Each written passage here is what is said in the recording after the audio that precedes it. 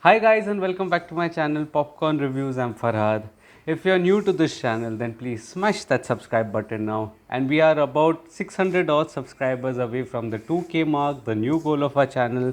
So if you're new, please smash that subscribe button and like the video. And today the film that I am going to be talking about is the Telugu film called Dasara, starring Nani. Now, this was one film that I had hope and skepticism both at the same time.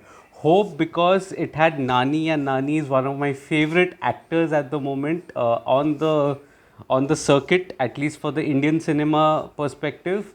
But skepticism because the film, from its look, at least for the look of the protagonist and the trailer, it did seem like it is almost like Pushpa. And we had a film last week that had released called Kabza, which was a rendition of KGF, and it did not work. I think that is what happens when a film industry tries to replicate its success. And I was really skeptic about whether Dasara is the next Pushpa. So then, how is Dasara the film? Let's find out. Dasara, set in the 1990s, is the story of brewing politics that is prevalent in a village over the ban of alcohol, and that is all I can reveal about the plot of the film. And that is because the writers have a couple of Easter eggs up their sleeves. And to the writer's credit, the mass masala entertainer that is there, it scores, and it scores very, very well here.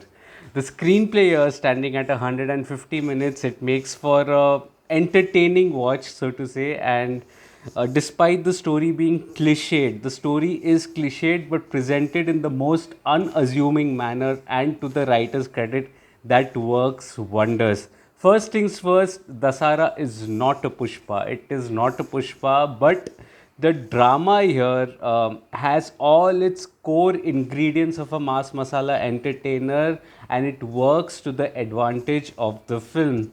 The thing about mass masala entertainers is that it has to have its emotional quotient on point, without which it just becomes like a normal mechanism and you wouldn't connect to the action scenes that are there. But here, the action scenes connect because it has a strong emotional core, and I was absolutely amazed at the world building that the writers were willing to invest time in. That is something that is, you will actually have a look if you fall back to films like KGF or RRR, that these mass masala entertainers did have a world building that was there. But usually the mass masala entertainers do not have that. It is all about lapping up to the first benchers and celebrating the star power.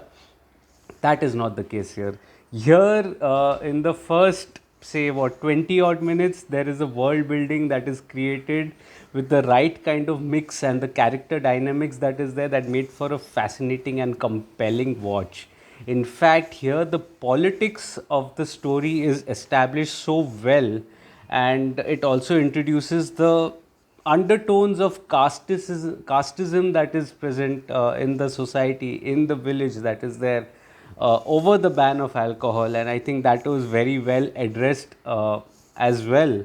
And the proceedings here are engrossing and entertaining.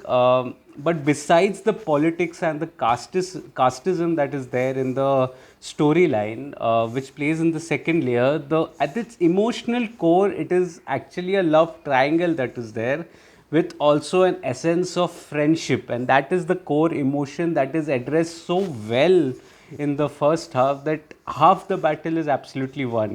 When that is done, the emotional quotient is ticked off, and ticked off well. The rest of the film, it is a smooth sailing, absolutely smooth sailing. And that is exactly what happens. The interval block is absolutely stunning, and it will make your jaw drop. That the interval block sequence that is there, it is shocking. It will leave you dazed. Which brings me to the second half. The second half was set up well, and it also did throw in an early surprise early on in the second hour. The twist that was there was unexpected, and that did fuel the story and led to the transformation of the protagonist. If one criticism that I do have with the film is that the second half just does get a little repetitive, although it is supremely watchable and entertaining. The journey, the organic journey of the transformation of the protagonist and his equations that change with the characters, I think that was established very well. Which brings me to the final act. The final act was also, it was satisfactory, although I would have liked a little bit of a showdown between the protagonist and the antagonist. But overall, Dasara, the screenplay deserves a thumbs up. It is absolutely fire, it is stunning, and it did make for an entertaining watch. Coming to the technical aspects, the dialogues, the music, and the direction, the dialogues are solid and they do pack a punch. They're massy and they do create a stir. The music blends perfectly with the setting of the drama that is there. It goes perfectly well with the drama.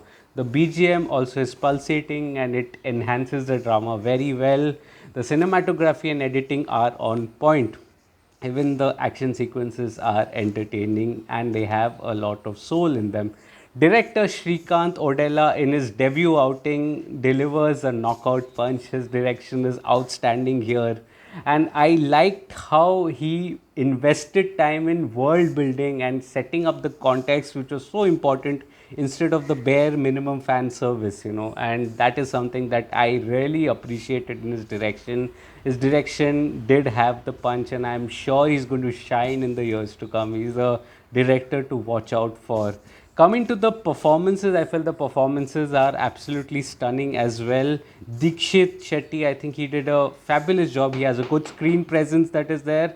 Keerthy Suresh looks pretty and she also does a swell job in her role. Shine Tom Chacko is outstanding and quite intimidating with his antiques and his expressions that are there, quite intimidating. And it is Nani who scores and scores excellently. He's brilliant on screen and does a fabulous job.